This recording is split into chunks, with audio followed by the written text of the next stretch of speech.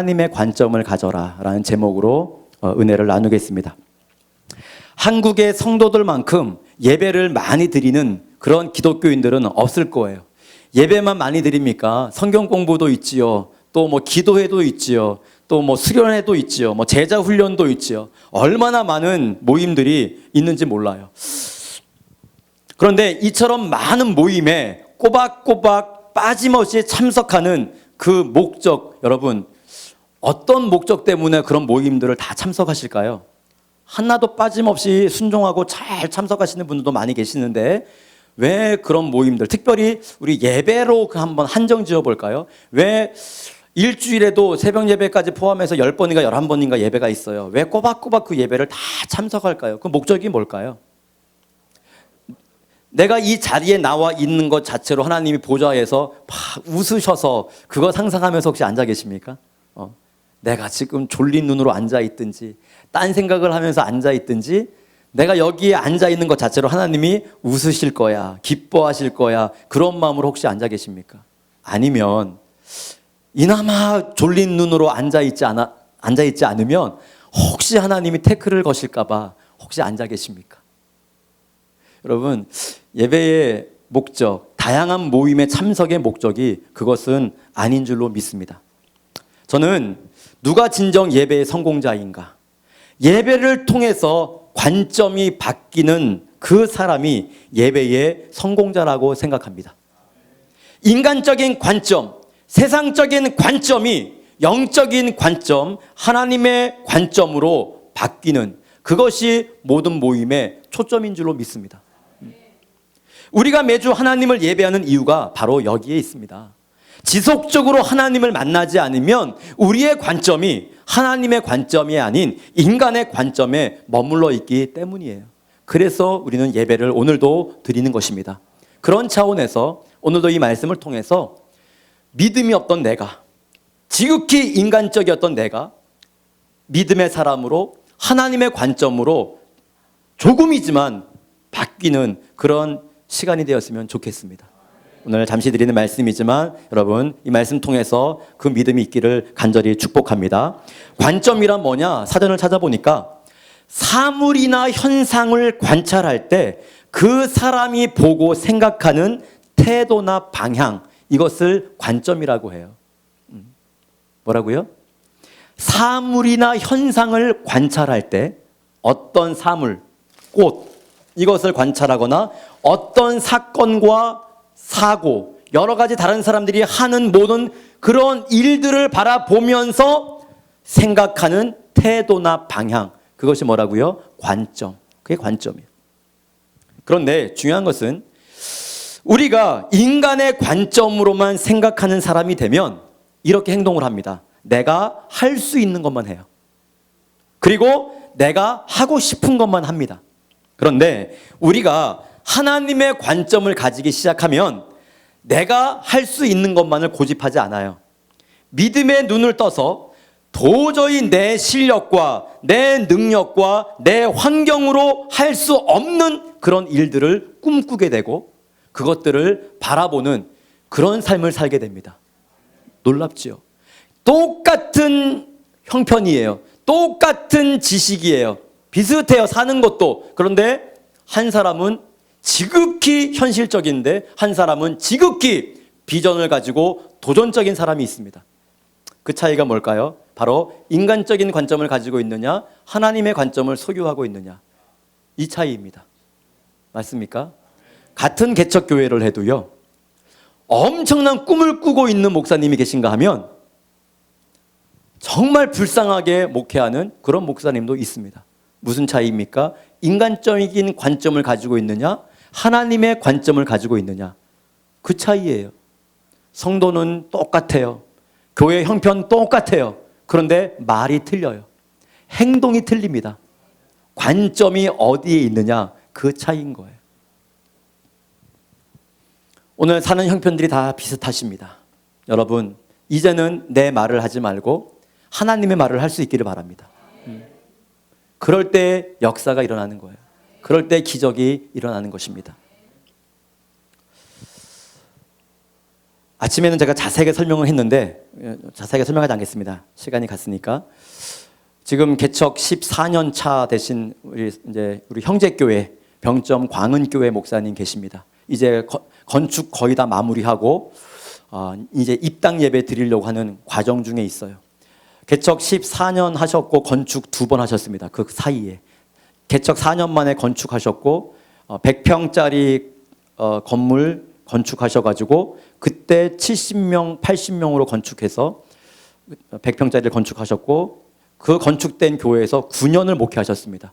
9년 동안 그 70명이 이제 250명이 되었어요. 그러니까 이제 좁은 거예요. 그래서 얼마 떨어지지 않은 곳에다가 500평에다가 건평 300 몇십 평 지금 바닥 전체 하면은 7층까지인가 올라갔으니까 어마어마하죠. 300평 7층까지 올랐으니 뭐 2,000평이 넘죠. 그런 이제 공사를 한 2년 정도 지금 하셨고 이제 본당 인테리어를 하고 교육관에서 인테리어를 끝내고 성도들이 거기서 한 300명 들어가는 교육관에서 지금 예배를 드리고 있어요. 그런데 그 목사님 저랑 제일 친합니다. 제가 누구 그러면 그 목사님 제일 존경하고 저보다 5살밖에 안 많아요. 근데 제일 존경하고 저랑 제일 친한데 참 성격도 온순하시고 여성스럽고 굉장히 그래요. 근데 사역은 이상하게 파워풀하세요. 말도 조용하고 행동도 소심한데 이상하게 사역이 파워풀해요. 굉장히 강합니다. 찬양도 강하고 기도도 강하고 말씀도 강하고 내려오면 섹시가 되는 거예요. 참 신기하다. 성품이 그래요. 그래요, 스타일이. 그런데 250명 가지고 300평 넘는 바닥 공사를 하니 건축비가 얼마나 들겠어요? 무려 70억이 들었어요. 건축비가. 250명에서 그것을 감당하니까 얼마나 힘들어요. 그래서 주위에 많은 선후배 동료들이 뭐라고 막 합니다. 수근수근 거리는 거예요. 시대가 어떤 시대고 때가 어느 때인데 지금 저렇게 성도들을 고생시키고 저렇게 무리를 하는지 모르겠다고 이제 막 지금도 그래요. 지금도. 그리고 저도 사실은 탐탁지가 않아요. 참 존경하시는데 거기서 약간 존경이 좀 꺾였어요. 사실은 좀 쫙 너무 존경스럽다가 건축 시작하면서 제가 딱 약간만 좀 주춤했어요. 저런 분 아닌데 제가 약간 그러던 중에 하여튼가 그냥 자주 통화를 하는데 이번 주 목요일 날 또 통화를 하게 됐는데 그 얘기가 또 나온 거예요. 나오면서 그분이 이제 처음 저한테 하시는 말씀이에요. 다른 모임에서 말씀 잘 안 하시는데 뭐라고 말씀하시냐면 저한테 이런 질문을 하시더라고요. 어떤 질문이냐면 목사님 저한테 그러는 거예요. 제가 이 건축된 교회 이 큰 건물을 지금 보면서 입당도 좀 안 했어야지 이 교회를 보면서 막 기쁘고 행복하는 것 같아요? 다 이렇게 질문 저한테 하시더라고요. 내가 막 기쁘고 행복해하는 것 같냐고. 이 큰 건물을 지금 보면서 솔직히 행복하겠죠. 그런데 저한테 그렇게 이제 물어보는 거예요. 그러면서 스스로 대답하시는 말씀이 그렇지 않아요. 내가 정말 기쁘고 행복한 건 뭐냐면 그분이 하시는 말씀이 개인적으로 자기 자신 개인적으로 이 건축 과정 중에서 2년 동안 그동안 만나지 못했던 하나님을 수도 없이 만났고 그동안 경험하지 못했던 하나님을 엄청나게 경험한 거 그것 때문에 내 개인 신앙적으로 너무 기쁘고 행복해요. 그렇게 말씀하시더라고요. 그리고 나 때문에 그 하나님을 경험하지 못했던 성도들이 지금 하나님을 경험하고 감동하는 모습에 내가 지금 행복해요. 그러면서 자랑을 하더라고요. 본당은 아직도 못 들어가고 교육관 300명 정도 들어가는 교육관에서 예배를 드리는데 매주마다 사람들이 얼마나 많이 오는지 그냥 성도들 중에 30명을 뽑아가지고 안내위원을 세웠대요. 너무나 사람들이 막 오니까. 그러니 뭐 동네에 아주 큰 교회가 생겼으니까. 그런데 우리 모든 목사님들은 그랬거든요. 시대가 건물 세웠다고 몰려오는 시대가 아니다 그랬거든요. 그런데 갑자기 간판만 달아놓은 거예요. 쉽게 말하면 이제 본당 들어가지도 못하고. 그런데 그 교육관에 250명 성도가 원래 있었는데 지금 자리가 없어가지고 의자를 깔고 갑자기 임시로 그냥 막 30명을 세워가지고 막 안내를 하고 성도들이 지금 막 교회가 막 그런다는 거예요. 그래서 또 자랑을 또 하시더라고요. 제가 감동을 받았어요. 그것 말고 그 앞에 말 때문에. 그러면서 맨 마지막 전화 끊으시면서 하시는 말씀이 자기들의 인생을 위해서 그렇게 힘쓰고 애쓰고 투자하고 하면서 하나님을 위해서는 왜 그렇게 하지 못하느냐? 아무 일도 하지 않으면 아무 일도 일어나지 않는다. 그렇게 이제 이야기하고 전화 끊었어요. 집사람한테 얘기했어요. 오 목사님이 나한테 지금 제가 전화 받으면서 아멘 아멘 했거든요. 아멘 아멘. 친해요. 그냥 서스름 없어요. 근데 아멘 아멘 했어요. 그걸 끊고 말했어요. 야, 오 목사님이 갑자기 심각하게 그런 말씀하시더라. 약간 뭐가 사이다 먹은 느낌이 싹 나더라고요. 사르르 뭐가 내려가요. 왜? 제 추구하는 목회가 안정이에요. 자꾸만 그래지는 것 같아요. 이상하게. 무리하지 말자. 안전하게 하자. 평안하게 하자. 조용히 하자. 목회를 할수록 지금 그래요. 그런데 그 말을 들으면서 사이다 먹은 느낌이 싹 나면서 뭐가 까르륵 내려가더라고요. 뭔지 모르겠지만 사랑하는 여러분, 그 말씀을 들으면서 전에 좀 모여서 비판하고 그분 뒤에서 여러 사람들이 했는데 약간 마음에 좀 가책이 되기도 하고 또 그 목사님의 마음을 조금은 이해할 수가 있었어요. 그 마음을 저는 다 이해 못해요. 왜? 당사자가 아니니까. 그렇게 현장에 있는 그분의 마음을 제가 어떻게 이해하겠어요? 저는 여기서 있는데 지금 그분의 마음을 저는 이해할 수 없죠. 그분의 생각, 그분이 경험한 하나님을 저는 경험할 수 없습니다. 지금 여기서 하나님을 만나고 하나님의 관점을 가지는 그 순간부터 인생은 자기의 크기로 살아가는 인생이 아니라 하나님의 크기로 인생을 살아가는 자가 되는 줄로 믿습니다. 우리는 오늘 본문을 통해서 하나님을 만난 그 경험 때문에 인간적인 관점에서 하나님의 관점으로 사역하는 한 사람을 지금 계속 몇 주 동안 보고 있습니다. 그 사람이 누구입니까? 기드온입니다. 그가 하나님을 만나 하나님의 관점을 가지게 되니 그의 삶에 두 가지 분명한 삶이 이제 주어지는 것을 볼 수 있는데, 첫째는 최선을 다해서 준비하는 삶을 볼 수가 있고, 두 번째는 믿음으로 전진하는 삶을 볼 수가 있습니다. 그래서 오늘 15절에서 18절 말씀은 최선을 준비하는 기드온과 그의 300용사들의 모습을 볼 수 있고, 19절에서 22절에는 그것을 바탕으로 믿음으로 순종하는, 믿음으로 전진하는 그들의 모습을 보게 됩니다. 우리 15절 말씀 함께 읽겠습니다. 7장 15절입니다. 시작. 기드온이 그 꿈과 해몽하는 말을 듣고 경배하며 이스라엘 진영으로 돌아와 이르되, 일어나라, 여호와께서 미디안과 그 모든 진영을 너희 손에 넘겨주셨느니라 하고. 아멘. 지난주 얘기 잠시 해야 되겠죠. 기드온이 지난주에 뭐를 들었죠? 기드온이 지난주에 뭐를 들었어요? 적진에 들어가서 꿈과 해몽하는 말을 적의 병사들로부터 들었습니다. 그 전에는 하나님, 정말 하나님이 나와 함께 하신다면 어떤 시험했죠? 솜털 뭉치 가지고 시험했지요. 여기에만 이슬이 맺히게, 그 다음에는 땅에만 이슬이 맺히게. 사실은 그것 가지고 관점이 바뀌지 않았어요. 진짜 이 사람이, 기드온이 관점이 바뀐 것은 지난주 하나님이 그에게 적진으로 들어가라, 두렵거든 네 부하 부라와 함께 같이 가라, 거기서 어떤 한 말을 들을 것이다, 그 말을 들으면 네가 용기를 얻을 것이다. 그 얘기 듣고 진짜 두려운 마음에 부라와 함께 적진으로 들어가서 마침 거기서 두 사람이 대화하는 내용을 듣게 됩니다. 보리떡 하나가 저쪽에서 우리 쪽 장막으로 왔는데 그 보리떡이 우리 모든 장막을 다 무너뜨렸다. 꿈 얘기를 하는 거예요. 한 사람이 그 꿈을 해몽하죠. 뭐라 그래요? 그 보리떡이 이스라엘의 누구다? 기드온이다. 이제 우리가 그에게 다 쉽게 말하면 죽을 것이다. 그렇게 해몽을 하는 거예요. 그 해몽을 듣고 기드온이 거기서 완전히 용기 100배 해가지고 다시 자기의 진영으로 돌아오게 됩니다. 그래가지고 진영으로 돌아와가지고 이야기하는 것이 뭐라 그래요? 15절 지금 읽은 중반절의 말씀 보니까 이르되 일어나라, 여호와께서 미디안과 그 모든 군대를 너희 손에 넘겨주셨느니라.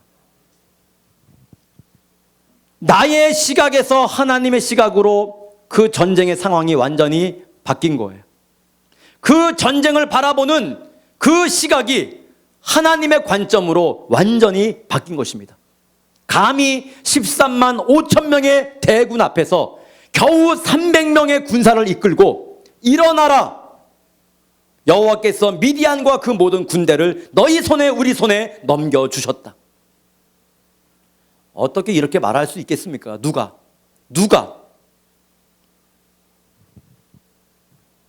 그리고 그 이제 말을 실행을 하죠. 16절에서 함께 읽겠습니다. 시작. 300명을 세대로 나누어 각 손에 나팔과 빈 항아리를 들리고 항아리 안에는 횃불을 감추게 하고. 기드온은 가장 먼저 군대를 몇 개의 부대로 나누었습니까? 3개의 부대로 나누었습니다. 한 100명씩 됐겠죠. 이것은 적군에게 자신의 군대가 이제 큰 군대인 것처럼 보이기 위한 이제 그런 전술이었던 것 같습니다. 그리고 무장을 했는데 무기를 한번 살펴볼까요? 무기가 뭐가 있습니까? 각 손에 나팔, 그 다음에 항아리, 그 항아리 안에 횃불, 그게 전쟁의 무기예요. 이들이 지금 들고 있는 이 무장을 보면 사람을 죽일 수 있는 무기가 있습니까? 없습니까? 사람을 죽일 수 있는 무기가 없어요. 단창이라도 갖고 있으면, 조우련만 사람 죽일 수 있는 무기는 하나도 없는데 300명이 13만 5천 명을 대항해서 지금 나간다는 겁니다. 그럼에도 불구하고 기드온은 이와 같은 무장을 지시했고 300용사들은 기드온의 말도 안 되는 이런 지시에 순종을 했고, 단 한 사람도, 아니 우리가 지금 전쟁하러 가는데 칼 가지고 가야 되지 않습니까? 이 말 하는 사람이 단 한 사람도 없었어요. 여러분 같으면 질문하지 않겠습니까? 저 같아도 질문하겠습니다. 칼은요? 방패는요? 조금만 칼이라도요? 이렇게 질문하는 사람도 한 명도 없어요. 이런 말도 안 되는 지시에 모두가 순종을 합니다. 여기에 중요한 원리가 있지요. 17절 말씀 함께 보시겠습니다. 시작. 그들에게 이르되 너희는 나만 보고 내가 하는 대로 하되 내가 그 진영 근처에 이르러서 내가 하는 대로 너희도 그리하여. 아멘. 저는 이 17절에서 기드온이 하는 이 말이 이 군대로 하여금 한마디도 하지 못하게 했다고 생각합니다. 그렇게 얘기해놓고 질문하려고 할 수도 있었어요. 그런데 연이어서 나온 말이 뭐예요? 너희는 나만 보고 내가 하는 대로 하되 내가 그 진영 근처에 이르러서 내가 하는 대로 너희도 그리하여. 질문이 필요 없죠. 칼은요, 방패는요, 말할 필요가 없어요. 왜? 내가 하는 대로 너희는 하라. 나를 지금 몇 번 강조합니까? 지금 세지 마세요. 저도 안 쉬어봤으니까. 나를 지금 몇 번 강조합니까? 여러 번. 아멘. 그러니 지도자를 믿고 나온 이 300명이 그에게 이러쿵 저러쿵 이야기할 필요가 없는 거예요. 저도 그러면 얘기 안 할 것 같아요. 내 리더가 나만 따라라, 나만 보고 해라, 내가 이렇게 하면 이렇게 하고 저렇게 하면 저렇게 해라. 그러면 저도 그냥 웬만하면 따라갈 것 같아요. 사랑하는 여러분, 가정에서 부모의 역할이 중요합니다. 신앙적으로. 아멘. 보여줘야 됩니다. 보여주는 신앙교육이 최고의 신앙교육입니다. 목사가 힘들다고 합니다. 장로님들이 교회에서 사역이 힘들다고 해요. 중직들이 힘들어요. 셀리더들이 그 사역이 힘들다 그래요. 교사들이 그 사역이 힘들다고 해요. 여러분, 힘든 여러 가지가 이유가 있지요. 그러나 왜 가장 힘들까요? 나를 지켜보는 사람이 있다는 것 자체가 힘이 든 겁니다. 나를 지켜보는 사람들이 있다는 것 자체가 너무 힘든 거예요. 목사도 마찬가지입니다. 제일 힘든 게 물질적인 면 아니에요. 본이 돼야 될 텐데 혹시 내가 이 모양 저 모양으로 부족하고 실수하고 그래서 성도들이 혹시 내 신앙을 배우고 따라올까 봐, 혹시 그런 면이 비춰질까, 그게 늘 조심스러워요. 장로님들 왜 힘이 듭니까? 많은 사람들이 장로님 하시잖아요. 다 보고 있는 거예요. 그게 힘든 거예요. 셀 리더, 셀 가족들이 지금 보고 있잖아요. 몇 번 말씀을 드리지만 교회는, 성도들은 목사만큼만 잘합니다. 셀 가족들은 셀 리더만큼만 잘하는 거예요. 학생들은 교사만큼만 잘해요. 절대 뛰어넘지 못해요. 왜? 보고 배운 것이 그것밖에 안 돼요. 모든 신앙을 거기서 배우니까. 오늘 기드온처럼 앞장서서 나를 본받으라. 사도 바울이 그랬죠. 나를 본받으라. 아주 유명한 말입니다. 특별히 사람들을 관리하고 섬기는 그 리더들은 더 이 말씀을 잘 들으시고요. 정말 나를 보고 있는 단 한 사람이라도 있다면 여러분의 신앙생활 잘 하셔야 됩니다. 제가 오전에도 말씀을 드렸어요. 그 사명 버리고 싶지 않다면 잘 감당해라. 버리면, 그거 놔버리면 괜찮아요. 더 이상 보는 사람 없으니까. 근데 그 사명을 내가 지금 감당해야 된다 그러면 신앙생활 잘 하셔야 됩니다. 그 사명도 갖고 있고 신앙생활은 대충 하겠다. 이거는 큰일 나는 거예요. 왜? 한 사람의 영혼이 다 달려있기 때문에 그렇습니다. 또 한편으로는 영적인 사역은 방법도 중요하지만 그것만이 전부는 아닌 것입니다. 우리가 비록 모자라서 선한 방법이 나오지 않았다 하더라도 그 어리석은 방법에 하나님이 동행하시면 역사가 일어나는 것을 알아야 돼요. 오늘 본문이 다 그것을 보여줘야 돼요. 사람들의 생각이 짧아요. 사람들의 전략과 전술이 한계가 있어요. 지식이, 지혜가, 경험이 한계가 있어요. 그러나 거기에 하나님이 동행하시면 역사는 일어나는 거예요. 기드온의 300용사들은 기드온의 전략이 우수하고 탁월했기 때문에 순종한 것이 아니지요. 정말 말도 안 되는 전략이었지만 하나님이 함께 하신다는 확신이 있었기에 그들은 기드온의 전략에 순종하고 있었던 것입니다. 아무리 제가 여기서 목회를 하면서 무엇을 합시다 그랬을 때에 성도들이 아멘 하는 이유가 무엇이겠습니까? 앞에서 말씀드렸듯이 목사가 솔선수범하니까 그런 면도 있지만 사실 더 큰 건 뭐예요? 하나님이 함께 하신다는 확신이 개개인에게 있으니까 그 리더의 말씀에 순종하는 것이 아니겠습니까? 좋은 방법을 먼저 찾기 이전에 여러분 좋은 믿음의 사람이 되기를 간절히 축복합니다. 18절 말씀 함께 보시겠습니다. 시작. 나와 나를 따르는 자가 다 나팔을 불거든 너희도 모든 진영 주위에서 나팔을 불며 이르기를 여호와를 위하라 기드온을 위하라 하라 하니라. 아멘. 13만 5천 명이나 되는 대군 앞에 나아가는 300명의 군대가 세운 전술과 전략을 아까 우리가 봤지만 참 웃겨요. 지금 18절도 마찬가지죠. 결국 한다는 것이 뭐예요? 말한다는 게? 뭐 거창한 것이 나올 줄 알았어요. 근데 하는 게 뭐예요? 나팔 소리가 들리거든 너희도 다 나팔을 같이 따라 불고 여호와를 위하라 기드온을 위하라 함성을 질러라. 이게 전부예요. 참 황당하죠. 이게 지금 전술의 전부예요.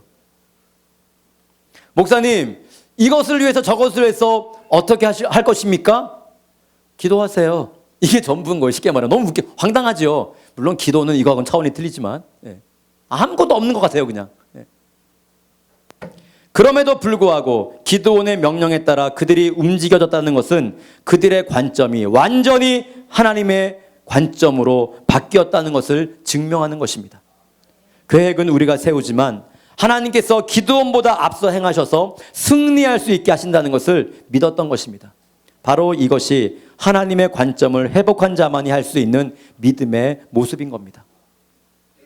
그러므로 오늘 저와 여러분의 삶이 변화되려면 관점이 변화되어야 됩니다. 내 관점에서 하나님의 관점으로. 하나님의 관점으로 충만하면 믿음의 눈으로 보게 되고 믿음으로 결정하게 되고 믿음으로 준비하게 됩니다. 거기에 하나님이 앞서서 싸워주시는 겁니다. 그러면 일은 되는 거예요.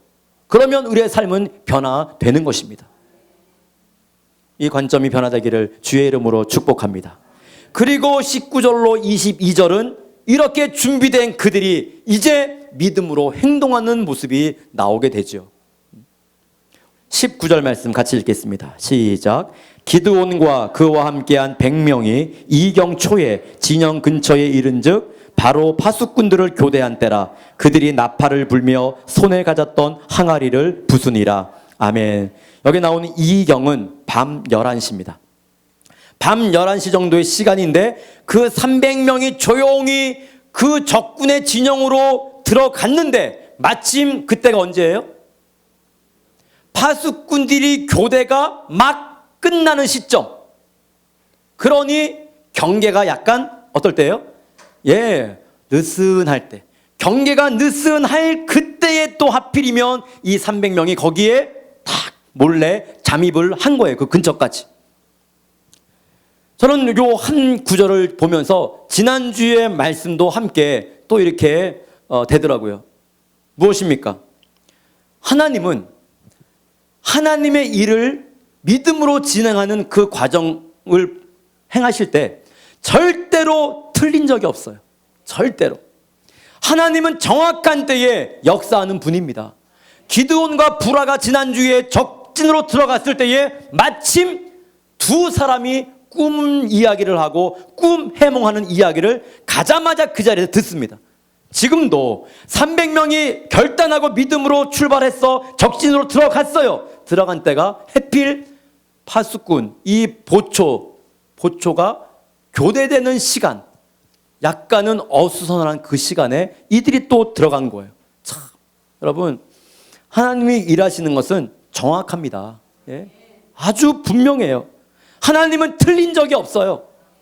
하나님은 정확한 때에 역사하시는 분입니다. 하나님은 최선의 것과 최선의 시기와 때를 아시는 분입니다. 그래서 우리로 하여금 최선의 때에 일할 수 있도록 우리를 인도해 가시는 줄로 믿습니다. 나는 마음이 조급해서 지금 뭔가가 분명히 일어나야 된다고 생각하지만 하나님은 나보다 더 분명한 때와 방법을 알고 계시며 그렇게 인도하시는 줄로 믿습니다. 때로는 나는 천천히 가고 싶은데 하나님이 이 모양 저 모양으로 또 여건과 환경과 사람을 붙여주셔가지고 급하게 진행시키는 때도 있어요. 하나님의 때에 하나님이 일하시는 것은 정확합니다. 절대로 욕심을 배제하고 오늘 하나님의 사역을 일한다면 하나님이 하나님의 때에 역사하시는 줄로 믿습니다. 20절 읽겠습니다. 시작. 세대가 나팔을 불며 항아리를 부수고 왼손에 횃불을 들고 오른손에 나팔을 들어 불며 외쳐 이르되 여호와와 기드온의 칼이다 하고 아멘. 기드온의 기습 공격이 시작이 되었습니다. 기드온의 부대가 나팔을 불며 가졌던 항아리를 다 부수자 사면에 있던 세 부대가 동시에 항아리를 부수고 왼손에 횃불을 들고 오른손에 나팔을 들어 이제 불어대기 시작했습니다. 그리고 외쳤죠. 뭐라고? 여호와와 기드온의 칼이다. 지난주에 우리는 꿈 해몽을 통해서 적군들이 보리떡과 같은 기드온을 지금 뭐 하고 있다는 것을 알았죠? 두려워하고 있다는 것을 알았어요. 그래서 그 약점을 이용해서 여호와와 누구의 칼이다? 기드온의 칼이다. 그러면서 지금 나팔을 불고 항아리를 깨고 횃불을 들고 그런 이제 전술과 전략을 지금 실행하고 있는 중이에요. 공격하는 이스라엘 군대는 지금 단 한 명도 뭐를 들고 있지 않아요? 칼을 들고 있지 않아요. 죽이려고 해도 사실은 뭐 할 수 없어요. 죽일 수가 없는 상황이에요. 뭐가 있어야 죽이지. 이렇게 아유 죄송합니다.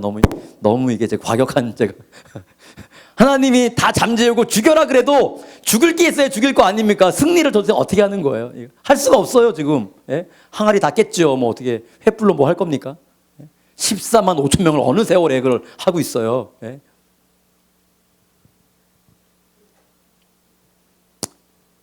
칼은 단지 누구의 손에만 있었어요? 미디안 손에만 있었어요. 적군들 손에만 그 칼이 주어졌지 이스라엘 백성들의 손에는 칼이 없어요.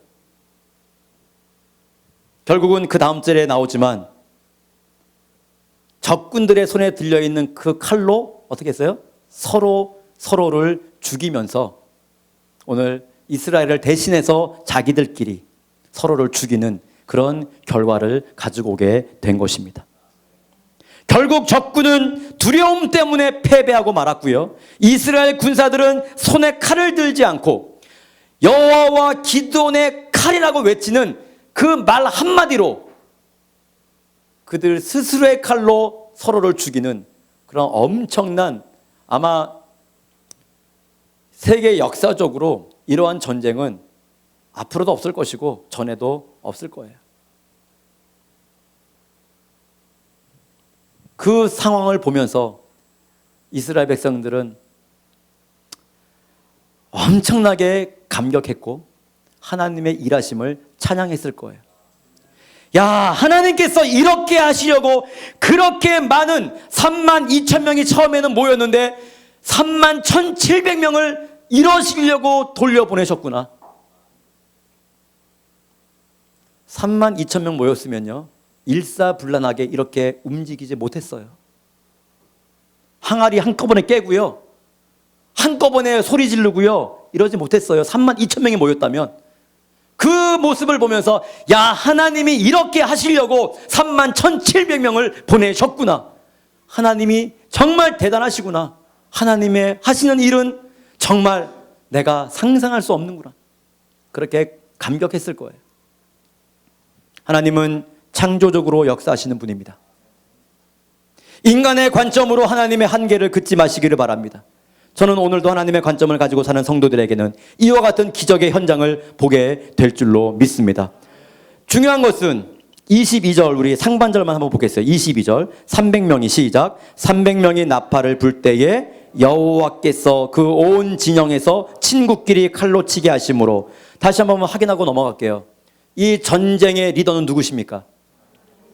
여호와께서 그 온 진영에서 친구끼리 칼로 치게 하심으로. 분명히 말씀합니다. 기드온이 아니고 300명이 아니고 이 일을 계획하시고 진행하시고 아름다운 결말로 이끄신 것은 엄연히 여호와라고 성경은 우리에게 강조하고 있습니다. 지금도 우리 교회와 여러분의 모든 삶 가운데 우리의 관점이 하나님의 관점으로 바뀌기만 하면 우리가 상상할 수 없는 일들을 하나님께서 계획하시고 진행하시고 아름답게 결말로 맺어주실 줄로 믿습니다. 창조적인 분인 거예요. 아, 내가 아들이 있지 딸이 있지, 아, 얘는 머리가 나쁘고 얘는 머리가 좋으니까 얘는 공무원이 되겠구나, 그러면 우리 집안이 어떻게 되겠구나, 그런 계산하지 마세요. 하나님은 창조적인 분이라고요. 어떻게 역사할지 몰라요.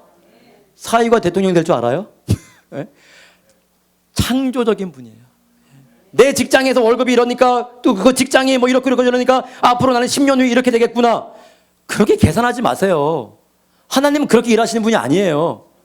우리 교회가 이렇게 됐으니까 내년에 후년에 이렇게 되겠고 10년 후에 이렇게 되겠고 20년 후에 이렇게 되면 뭐 잘 되는 거네, 이러지 마세요. 하나님은 어떻게 일하지 몰라요. 창조적인 분이십니다. 중요한 것은 결론의 말씀입니다. 관점의 변화입니다. 내가 여전히 인간적인 시각을 가지고 있느냐, 불신앙의 시각을 가지고 있느냐, 혹은 믿음의 시각, 하나님의 관점을 가지고 있느냐. 사랑하는 여러분, 오늘 하나님의 관점으로 인생을 살아가기를 바랍니다. 하나님이 그럴 때 그 가정과 그 교회와 그 개개인에게 오늘 역사하실 줄로 믿습니다. 이와 같이 순종할 수 있는 저와 여러분 될 수 있기를 주님의 이름으로 간절히 축원합니다. 주신 말씀 붙잡고